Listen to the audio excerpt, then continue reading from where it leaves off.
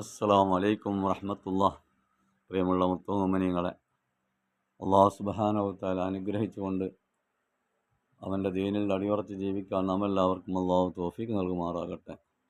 പ്രിയമുള്ള മോമിനീങ്ങളെ, ലജ്ജ എന്നൊരു വിഷയം മനുഷ്യരിൽ നിന്ന് പറ്റെ എടുത്തു പോയിരിക്കുന്നു.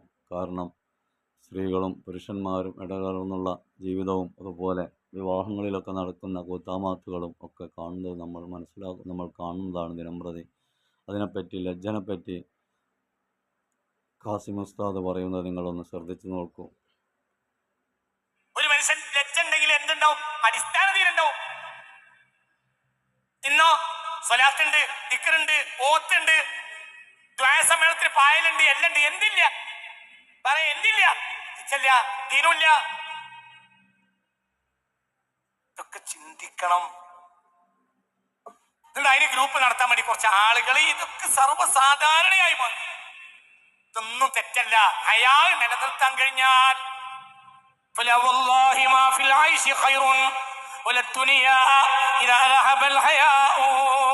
ലജ്ജ നഷ്ടപ്പെട്ട ജീവിതത്തിൽ ഒരു ഹൈറുണ്ടാവും. നിനക്ക് ലജ്ജ നഷ്ടപ്പെട്ടാൽ നീ തോന്നിയത് ചെയ്യാൻ തുടങ്ങും.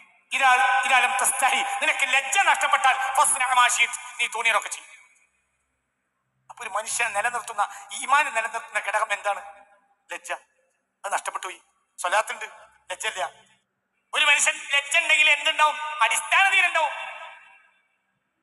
ഇന്നോ സ്വലാത്തുണ്ട്, ദിക്റുണ്ട്, ഓത്തുണ്ട്, ദ്വാസമേളത്തിന് പായലുണ്ട്, എല്ലാം ഉണ്ട്. എന്തില്ല പറയാ? എന്തില്ല? ഇച്ചല്ല, ദീനുമില്ല. ഇതൊക്കെ ചിന്തിക്കണം. അതിന് ഗ്രൂപ്പ് നടത്താൻ വേണ്ടി കുറച്ച് ആളുകൾ ഇതൊക്കെ സർവ്വസാധാരണയായി മാറി. ഇതൊന്നും തെറ്റല്ല. അയാൾ നിലനിർത്താൻ കഴിഞ്ഞാൽ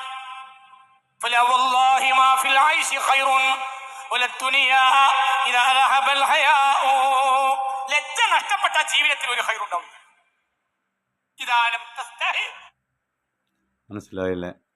എല്ലാം നഷ്ടപ്പെട്ടുകൊണ്ടിരിക്കുന്ന ഒരു കാലഘട്ടത്തിലാണ് നമ്മൾ ജീവിച്ചുകൊണ്ടിരിക്കുന്നത്. കാരണം ലജ്ജ എന്ന് മനുഷ്യരിൽ നിന്ന് എടുത്തു പോവുക തന്നെ ചെയ്തു. മനുഷ്യന് എന്തും ചെയ്യാം, എന്തും പ്രവർത്തിക്കാം എന്നുള്ളൊരു ജീവിത ശൈലിയാണ് ഇന്നുള്ളത്. അല്ലാഹു സുബ്ഹാനഹു വ തആല അവൻ്റെ യഥാർത്ഥ ദീനിൽ അടിയുറച്ച് ഈമാൻ നിറവേറിക്കൊണ്ട് മരിക്കാൻ നാം എല്ലാവർക്കും അല്ലാഹു തൗഫീഖ് നൽകുമാറാകട്ടെ. അസ്സലാമു അലൈക്കും വറഹ്മത്തുള്ളാഹി.